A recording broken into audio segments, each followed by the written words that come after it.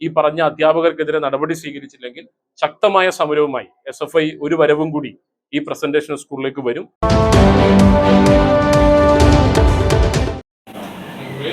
ഒരുപാട് കംപ്ലൈന്റുകളുമായി ഞങ്ങൾ സോഷ്യൽ മീഡിയയിൽ കൊടുക്കുന്ന കമന്റ് ബോക്സിലൊക്കെ തന്നെ ഒരുപാട് ആളുകൾ അനുഭവം വിദ്യാഭ്യാസ സ്ഥാപനങ്ങളിൽ ഈ പുതിയ കാലത്ത് വിദ്യാർത്ഥി സൗഹൃദമായിട്ടാണ് നമുക്ക് മുന്നോട്ട് പോകുന്നത്.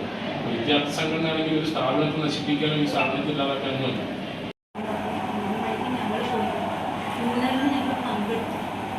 സിസ്റ്റേഴ്സ് എല്ലാവരും ഉണ്ടായിരുന്നു. ഒരുവിധം ഇവിടെയൊക്കെ അവധിക്കാലം ആയിക്കോട്ടെ ഒരുവിധം അറിയാവുന്ന ടീച്ചേഴ്സുകൾ എല്ലാവരും വിളിച്ചു. അവരെല്ലാവരും ഉണ്ടായിരുന്നു. ഞാൻ പോയി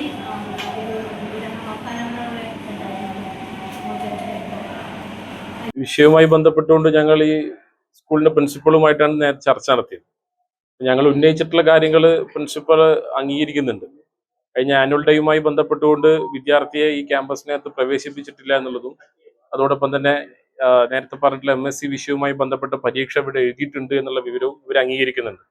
ഇതുമായി ബന്ധപ്പെട്ടുകൊണ്ട് ചർച്ച നടത്തിയതിന്റെ ഭാഗമായി നമ്മൾ ആരോപണ വിധേയമായിട്ടുള്ള അധ്യാപകർക്ക് മെമ്മോ നൽകാൻ ഒരു 10 ദിവസത്തിനകം ഇവരൊരു ഇന്റേണൽ കമ്മിറ്റി ഇവിടെ PTA അതുപോലെ തന്നെ മാനേജ്മെന്റ് ഇവിടുത്തെ പ്രധാനപ്പെട്ട അധ്യാപകർ തുടങ്ങിയിട്ടുള്ള ഒരു ഇന്റേണൽ കമ്മിറ്റി രൂപീകരിക്കുന്നതിനും ഈ അധ്യാപകരുമായിട്ട് അവരുടെ അഭിപ്രായം കേൾക്കാനും തീരുമാനിച്ചിട്ടുണ്ട്.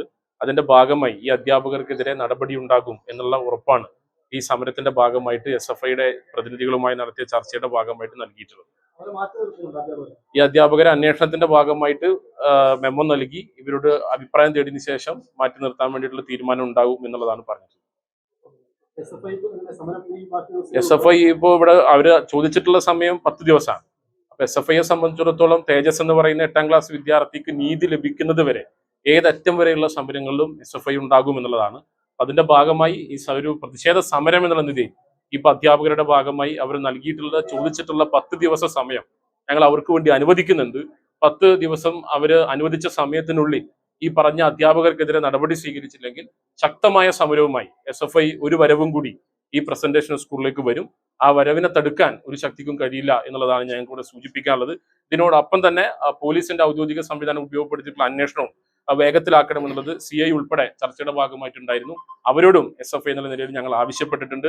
ഒരു 8ാം ക്ലാസ് വിദ്യാർത്ഥി എന്ന നിലയിൽ അനുഭവിക്കാൻ പാടില്ലാത്തത്ര മാനസിക സംഘർഷങ്ങൾ ആ വിദ്യാർത്ഥി അനുഭവിച്ചു എന്നുള്ളത് ഇവരുടെ അധ്യാപകരുമായി സംസാരിക്കുന്ന സമയത്ത് ഉൾപ്പെടെ ഞങ്ങൾക്ക് മനസ്സിലാവുന്നുണ്ട്. അപ്പൊ തീർച്ചയായും ആ വിദ്യാർത്ഥി നേരിട്ടിട്ടുള്ള മാനസിക സംഘർഷം, ആ കുടുംബം അനുഭവിച്ചുകൊണ്ടിരിക്കുന്ന വേദനകൾ, ആ വേദനകൾക്കൊപ്പമാണ് SFI ആ തേജസ്സിന് നീതി ലഭിക്കുന്നത് വരെയുള്ള ഏതറ്റം വരെയുള്ള സമരങ്ങൾക്കും SFI മുന്നോട്ട് പോകുമെന്നുള്ളതാണ് ഞങ്ങൾക്ക് സൂചിപ്പിക്കാൻ.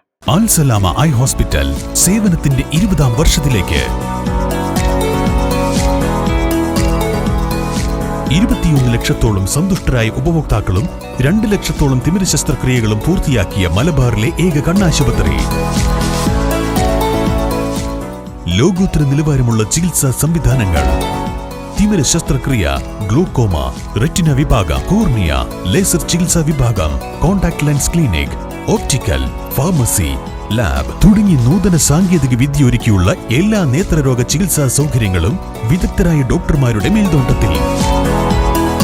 അൽ Salama eye hospital, hospital road, Perinthalmanna.